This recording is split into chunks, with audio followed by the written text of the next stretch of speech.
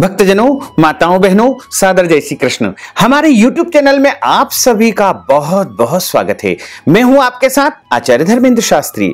आज हम आपको श्रावण माह के शुक्ल पक्ष की जो पुत्रदा एकादशी है, जिसे पवित्रा एकादशी भी कहा जाता है, उसका शुभ मुहूर्त तथा व्रत करने की विधि, व्रत का जो पारणा है वह कब किया जाएगा, पूजन का विधान किस प्रकार रहेगा और इस व्रत को किस विधि से आपको करना चाहिए, यह सब कुछ इस वीडियो के माध्यम से बताने जा रहे हैं।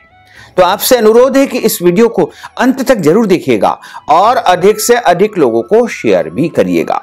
तो सबसे पहले आपको और आपके पूरे परिवार को पुत्रदा एकादशी की बहुत बहुत शुभकामनाएं और बधाइयां। भगवान लक्ष्मी नारायण का भरपूर आशीर्वाद आपके जीवन पर सदैव बना रहे। आप सभी सुखी रहें, स्वस्थ रहें, व्यस्त रहें, मस्त रहें तथा प्रभु की कृपा से निरंतर उन्नति और प्रगति को प्राप्त करते रहें। पुत्रदा एकादशी जो कि श्रावण माह के शुक्ल पक्ष में आती है, पूरे वर्ष में 24 एकादशी आती है, लेकिन जिस साल अधिक मास आता है उस वर्ष 26 एकादशी होती है। प्रत्येक माह में 2 बार एकादशी आती है और दोनों ही एकादशियों का हमारे धर्म ग्रंथों तथा पुराणों में भिन्न भिन्न महत्व बताया गया है। कृष्ण पक्ष और शुक्ल पक्ष दोनों ही पक्षों की एकादशियों का विशेष महत्व हमारे शास्त्रों में लिखा हुआ है। और जितने भी व्रत होते हैं उनमें सबसे बड़ा यदि कोई व्रत होता है तो वह एकादशी का व्रत होता है। और एकादशी का जो व्रत मनुष्य करता है उसके जन्म जन्मांतर के पाप दोष नष्ट हो जाते हैं तथा उसके जीवन की समस्त इच्छाएं पूर्ण होने लगती है और इस संसार में सभी प्रकार के सुखों की प्राप्ति उसे निरंतर होने लगती है। प्रत्येक माह की एकादशी प्रत्येक मनुष्य को करना चाहिए। एकादशी का व्रत सभी को करना चाहिए। माताओं, बहनों, भक्तजनों को, बच्चों को, वृद्धों को, सभी को करना चाहिए। जो अपने शरीर से सामर्थ्यवान है एकादशी व्रत करने के लिए, उन सभी को एकादशी का व्रत अवश्य करना चाहिए। श्रावण मास पूरी तरह से भगवान शिव शंकर भोलेनाथ की आराधना के लिए समर्पित होता है। भगवान भोलेनाथ संतान, सुख, संपदा समेत सभी मनोकामनाओं को पूर्ति करने वाले देवता माने जाते हैं। शिव प्रिय श्रावण मास के शुक्ल पक्ष में जो एकादशी आती है उसे पुत्रदा एकादशी कहा जाता है। और पुत्रदा एकादशी के दिन भगवान विष्णु की विशेष पूजा तथा आराधना की जाती है, क्योंकि पुराणों में लिखा हुआ है कि शिवस्य हृदयम विष्णु, विष्णुश्च हृदयम शिवः, अर्थात भगवान शिव के हृदय में भगवान विष्णु निवास करते हैं तथा प्रभु श्री हरि नारायण के हृदय में भगवान भोले बाबा निवास करते हैं। दोनों ही एक दूसरे को अपना अपना इष्ट देवता मानते हैं। इसलिए श्रावण माह के शुक्ल पक्ष में जो पुत्रदा एकादशी आती है उसमें भोले बाबा के साथ साथ भगवान विष्णु का भी आपको भरपूर आशीर्वाद प्राप्त होगा।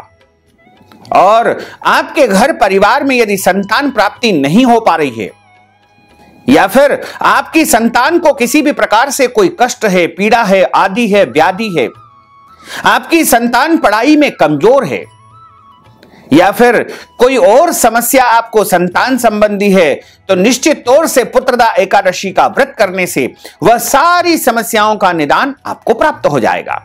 आपके विवाह का बहुत अधिक समय हो चुका है और अभी तक आपके घर में पुत्र रत्न की प्राप्ति नहीं हो पाई है, तो निश्चित मानिएगा कि पुत्रदा एकादशी का व्रत करने से आपके घर में पुत्र रत्न की प्राप्ति हो जाएगी। श्रावण माह के शुक्ल पक्ष की एकादशी तिथि को पुत्रदा एकादशी कहा जाता है और इस बार पुत्रदा एकादशी का व्रत 18 अगस्त 2021 बुधवार को रखा जाएगा। और श्रावण माह के शुक्ल पक्ष की पुत्रदा एकादशी तिथि का आरंभ 18 अगस्त को यानी सुबह तड़के यानी 3:20 से हो रहा है, जो कि अगले दिन 18 और 19 की मध्य रात्रि 1:05 पर एकादशी तिथि समाप्त हो जाएगी। ऐसे में सूर्योदय व्यापिनी तथा द्वादशी युक्त एकादशी 18 अगस्त 2021 बुधवार को ही रहेगी। यदि आप वैष्णव मत के अनुसार, हमारे मत के अनुसार एकादशी का व्रत करने जा रहे हैं तो आपको 18 अगस्त 2021 बुधवार के दिन एकादशी व्रत का जो है पालन करना चाहिए। और इसी दिन सभी भक्तजनों को, माताओं बहनों को व्रत का जो है नियम पालन करना चाहिए। क्योंकि 2 दिन से एकादशी अलग अलग पंचांगों में बताई गई है, लेकिन वैष्णव परंपरा के अनुसार 18 अगस्त 2021 बुधवार के दिन ही एकादशी का व्रत रखा जाएगा तथा इस व्रत का पारणा 19 अगस्त 2021 गुरुवार को सुबह 6:32 से लेकर के 8:29 के बीच किया जाएगा। और जो भक्तजन, माताएं बहनें 18 अगस्त 2021 बुधवार को एकादशी व्रत करेंगे, उनको दशमी तिथि के नियम का पालन 17 अगस्त 2021 मंगलवार के दिन करना चाहिए। क्योंकि जो भक्तजन, माताएं बहनें एकादशी का व्रत करते हैं, उनको दशमी तिथि से ही नियम आरंभ कर देना चाहिए। दशमी तिथि के दिन मांस, मदिरा, लहसुन, प्याज इत्यादि का परित्याग आपको कर देना चाहिए। यानी दशमी तिथि के दिन शुद्ध और सात्विक भोजन का उपयोग करना चाहिए। दशमी तिथि के दिन आपको मसूर की दाल का भी उपयोग भोजन में बिल्कुल नहीं करना चाहिए तथा दशमी तिथि के दिन चावल नहीं खाना चाहिए। दशमी तिथि के दिन पराया अन्न ग्रहण नहीं करना चाहिए। दशमी तिथि के दिन शहद नहीं खाना चाहिए और दशमी तिथि के दिन आपको शुद्ध और सात्विक भोजन एक समय ही करना चाहिए। और दशमी तिथि के दिन आपको ब्रह्मचर्य व्रत का पालन अनिवार्य रूप से करना चाहिए तथा एकादशी यानी 18 अगस्त 2021 को सुबह जल्दी उठ करके स्नान करें। स्नान करने के बाद में शुद्ध वस्त्र धारण करें। जिन बिस्तरों पर आप सोए थे उनको नहाने के बाद में आपको छूना नहीं चाहिए तथा जिन कपड़ों को आपने पहने थे उनको भी गीला करे बिना आपको छूना नहीं चाहिए। जैसे आप जब स्नान करते हैं तो जिन वस्त्रों को आपने पहले से धारण कर रखे हैं उनको गीला अवश्य करें। उसके बाद आप चाहें तो स्नान करने के बाद भी उनको स्पर्श कर सकते हैं। इसी तरह धुले हुए शुद्ध और पवित्र वस्त्र आपको धारण करना चाहिए। और हमेशा ध्यान रखना चाहिए कि एकादशी के दिन जो भक्तजन व्रत करते हैं, नियम के पालन करते हैं, उनको तिलक अवश्य धारण करना चाहिए। तिलक धारण करने से प्रभु की अपार कृपा रहती है। देवो भूत्वा देवम यजेत। जब हम देवी देवता की आराधना करते हैं तो हमको उनके अनुरूप अपने शरीर को सुंदर स्वरूपवान बना करके रखना चाहिए। हमारा आचार, विचार और व्यवहार सभी में पवित्रता होना बहुत ज्यादा आवश्यक होता है। तो सबसे पहले आपको प्रातःकालीन पूजन अर्चन संपन्न करना है। सूर्य भगवान को जल अर्पित करना चाहिए और उसके बाद में अपने भगवान का यानी बाल गोपाल जी का पूजन अर्चन आपको कर लेना चाहिए। यदि आप नियमित रूप से भगवान विष्णु जी का, बाल गोपाल जी का पूजन अर्चन करते हैं तो आपको अलग से कोई विधान करने की आवश्यकता नहीं है। और यदि नहीं करते हैं तो आप भगवान बाल गोपाल जी का और भगवान विष्णु जी का या राधा कृष्ण जी का या विष्णु के कोई भी अवतारी देवता का विशेष पूजन अर्चन करें और उनको तुलसी पत्र अवश्य चढ़ाएं। वैसे एकादशी के दिन तुलसी पत्र अनिवार्य होता है, इसलिए एकादशी के एक दिन पहले ही आपको तुलसी पत्र तोड़ करके रख लेना चाहिए, क्योंकि एकादशी के दिन तुलसी जी से पत्ते नहीं तोड़ना चाहिए। इसी प्रकार एकादशी तिथि के दिन चावल नहीं खाना चाहिए, घर में चावल भी नहीं बनाना चाहिए और एकादशी के दिन झूठ नहीं बोलना चाहिए। एकादशी के दिन क्रोध नहीं करना चाहिए। एकादशी के दिन वाद विवाद, लड़ाई झगड़ा बिल्कुल नहीं करना चाहिए। एकादशी तिथि के दिन घर के बड़े बुजुर्ग जैसे माता पिता, सास ससुर, इनका अनादर या अपमान बिल्कुल नहीं करना चाहिए, उनका दिल नहीं दुखाना चाहिए। और एकादशी के दिन दाढ़ी, कटिंग, सेविंग नहीं करवाना चाहिए। शरीर के अंग के कोई भी बाल आपको एकादशी के दिन बिल्कुल नहीं कटवाना चाहिए और एकादशी के दिन नाखून नहीं काटना चाहिए। एकादशी के दिन ब्रह्मचर्य व्रत का पालन अवश्य करना चाहिए, यानी पति पत्नी को एक दूसरे से दूरी बना करके इस दिन रखना चाहिए। और एकादशी तिथि के दिन आपको भगवान का स्मरण करते हुए पूरा दिन व्यतीत करना चाहिए। झूठ बिल्कुल नहीं बोलना चाहिए। और एकादशी तिथि के दिन यदि आपके घर पर कोई भी याचक, भिखारी या मांगने वाला आता है तो उसे कुछ न कुछ दान पुण्य अवश्य करना चाहिए। उस दिन उसे खाली हाथ नहीं लौटाना चाहिए। इसी तरह एकादशी के दिन पेड़ पौधों को काटना या छांटना नहीं चाहिए। एकादशी तिथि के दिन आपको किसी भी जीव जंतु को जो है कष्ट नहीं पहुंचना चाहिए, यानी गौ माता को त्रास नहीं देना चाहिए, बैल को भी मारना नहीं चाहिए।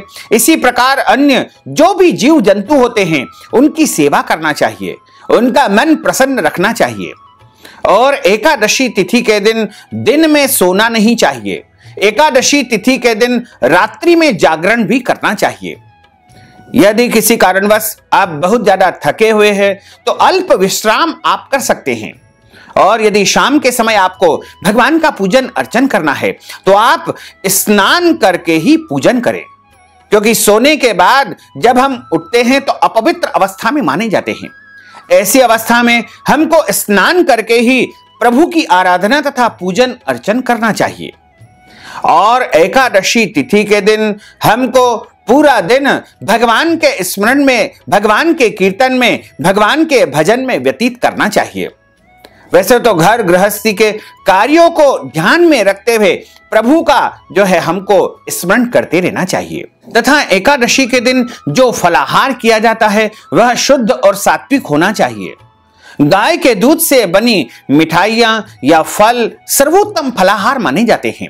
इसके अलावा अन्य जो खीरा ककड़ी है या फल है, सभी प्रकार के जो फल है वो भी फलाहार के लिए उपयुक्त माने जाते हैं। फलाहार हमेशा शुद्ध और सात्विक होना चाहिए। और एकादशी के दिन पराये फलाहार का, पराये अन्न का उपयोग नहीं करना चाहिए। एकादशी तिथि के दिन आपको लहसुन, प्याज, मांस, मदिरा का उपयोग बिल्कुल नहीं करना चाहिए। इसके अलावा एकादशी तिथि के दिन चावल का उपयोग नहीं करना है, मसूर की दाल का उपयोग नहीं करना है। एकादशी के दिन शहद नहीं खाना चाहिए। और एकादशी के दिन शुद्ध और सात्विक फलाहार प्रभु को भोग लगाने के बाद ही आपको स्वीकार करना चाहिए। एकादशी के एक दिन पहले तुलसी जी के पत्ते तोड़ करके रख लेना चाहिए, क्योंकि जब हम संकल्प धारण करेंगे तो उसमें भी तुलसी जी के पत्ते लगेंगे, तथा जब हम भगवान का पूजन अर्चन करेंगे उसमें भी तुलसी जी के पत्ते लगेंगे, और जब हम भगवान को भोग लगाएंगे, नैवेद्य उनको धराएंगे, उसमें भी तुलसी जी के पत्ते लगेंगे। और इस एकादशी को पुत्रदा एकादशी के साथ साथ पवित्रा एकादशी भी कहा जाता है। पुष्टि मार्गी वैष्णव परंपरा में भगवान को पवित्रा धराई जाती है, प्रभु को पवित्रा अर्पण कराई जाती है, इसलिए इस एकादशी को पवित्रा एकादशी भी कहा जाता है।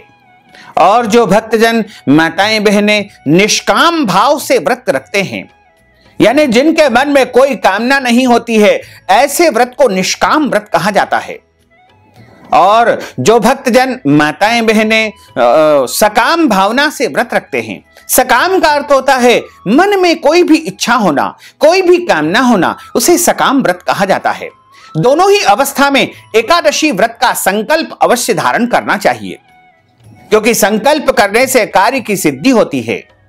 और जो भक्तजन, माताएं बहनें एकादशी का व्रत करते हैं, उनको एकादशी की कथा हमेशा ब्राह्मण के मुख से ही सुनना चाहिए, क्योंकि ब्रह्म वाक्य जनार्दन, ब्राह्मण के मुख से साक्षात नारायण बोलते हैं।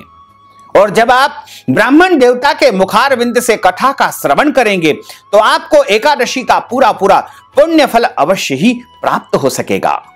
और कथा सुनने के बाद आप ब्राह्मण को यथाशक्ति दान दक्षिणा अवश्य देवे। अपनी श्रद्धा, भक्ति या हैसियत के अनुसार कुछ न कुछ दान अवश्य ही आपको करना चाहिए। यदि एकादशी तिथि के दिन हमारी माताओं बहनों को मासिक धर्म या पीरियड की समस्या अचानक उत्पन्न हो जाती है, ऐसी अवस्था में उनको व्रत तो करना चाहिए, लेकिन भगवान का स्पर्श तथा पूजन अर्चन उनको नहीं करना चाहिए। और व्रत के समस्त नियमों का पालन वो कर सकती है, उसमें कोई दोष नहीं है। इसी प्रकार यदि आपके घर परिवार में जन्म अथवा मृत्यु का सूतक लगा हो, ऐसी अवस्था में भी आपको व्रत करना चाहिए, व्रत के नियमों का पालन भी करना चाहिए, लेकिन भगवान का स्पर्श तथा पूजन अर्चन इस अवस्था में नहीं किया जाता है। इसी तरह कोई माताएं बहनें यदि गर्भावस्था में है, गर्भवती है, उनके पेट में बच्चा पल रहा है, तो इस अवस्था में भी वो चाहे तो व्रत कर सकती है, लेकिन ध्यान रखें कि अच्छी प्रकार से फलाहार करके ही व्रत का पालन करें।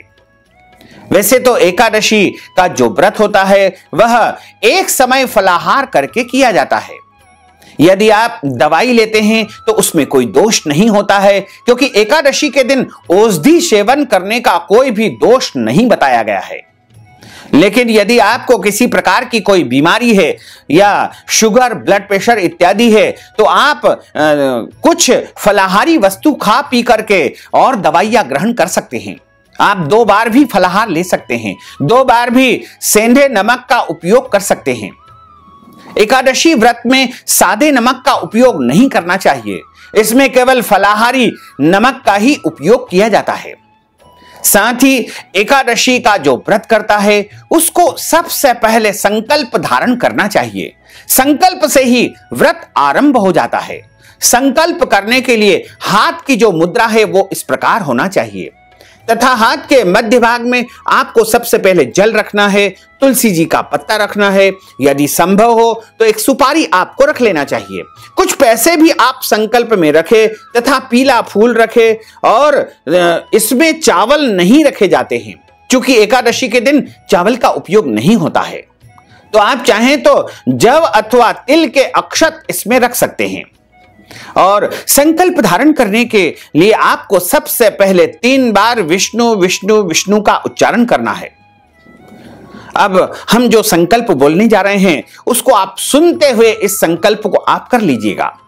और आप चाहें तो हिंदी में भी अपने मन की भावनाओं को प्रकट करते हुए अपना नाम तथा गोत्र बोलते हुए एकादशी व्रत की प्रतिज्ञा का संकल्प कर सकते हैं। संकल्प का अर्थ होता है प्रतिज्ञा करना या शपथ लेना।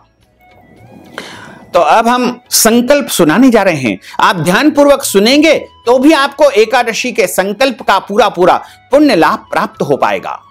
ओम तिथिर्विष्णु सदा वारो नक्षत्रम विष्णुरेव च योगश्च करणं विष्णुः सर्वं विष्णुमयं जगत्। ओम विष्णुर्विष्णुर्विष्णुः श्रीमद्भगवतो महापुरुषस्य विष्णोर् आज्ञया प्रवर्तमानस्य अद्य श्री ब्रह्मणोन्हि द्वितीय अपराधे श्री श्वेतवारः कल्पे वैवस्वत मन्वन्त्रे अष्टाविंशतितमे कलियुगे कलि प्रथम चरणे भूर्लोके भारतवर्षे भरतखंडे जम्बूद्वीपे आर्यावर्तांतर्गत ब्रह्म वर्तैक देशैः अमंतिकायां विशाला क्षेत्रैः मध्य प्रदेशैः भोपाल मंडलांतर्गतैः आनंद नामक संवत्सरैः 2000+870तमे संवत्सरैः रविर दक्षिणायनैः वर्षा ऋतोः मासानां मासे पुण्य पवित्र मासैः श्रावण मासैः शुभैः शुक्ल पक्षैः एकादश्यायां पुण्यतिथयोः मूल नामक नक्षत्रैः धनु राशिस्ते श्री चंद्रैः सिंह राशिस्ते श्री सूर्यैः कुंभ राशिस्ते श्री देवराज गुरु शेषेषु ग्रहेषु यथा यथम राशि स्थान स्थितसु एवं ग्रह गुण गण विशेषण विशिष्टायां शुभ पुण्य तिथोः। बोलिए मम आत्मनः। अपना नाम तथा गोत्र का आप उच्चारण कर लीजिएगा। गोत्र यदि नहीं याद है तो आप अपने सरनेम का भी उच्चारण कर सकते हैं। श्रुति स्मृति पुराणोक्त वैदोक्त फल प्राप्त्यर्थम मम समस्त परिवारस्य निज परिवारस्य सकुटुंबस्य आयु आरोग्य ऐश्वर्य अभिवृद्ध्यर्थम अप्राप्त लक्ष्मी प्राप्त्यर्थम प्राप्त लक्ष्म्यौश्चिरकाल संरक्षणार्थम सकल मनिच्छित कामनां संसिद्ध्यर्थम लोके सभायां राजद्वारे व्यापारे कृषि कार्ये सर्व कार्ये यश विजय लाभादि प्राप्त्यर्थम यह जन्मनि जन्मांतरे वा सकल दुर्तोपशमनार्थम महा आदिदेविक आदिभौतिक आध्यात्मिक त्रिविध तापोपशमनार्थम वात पित्त कफ जन दोष परिहारार्थम आदित्याद्यावाहित नवग्रह देवताः प्रसन्नार्थम भगवते श्री लक्ष्मी नारायण देवताः प्रीत्यर्थंच अद्य दिवसे ही श्रावण शुक्ल पक्ष पुत्रदा पवित्रा एकादश्यायां व्रत धारणम संकल्पम कर्माहम करिष्ये।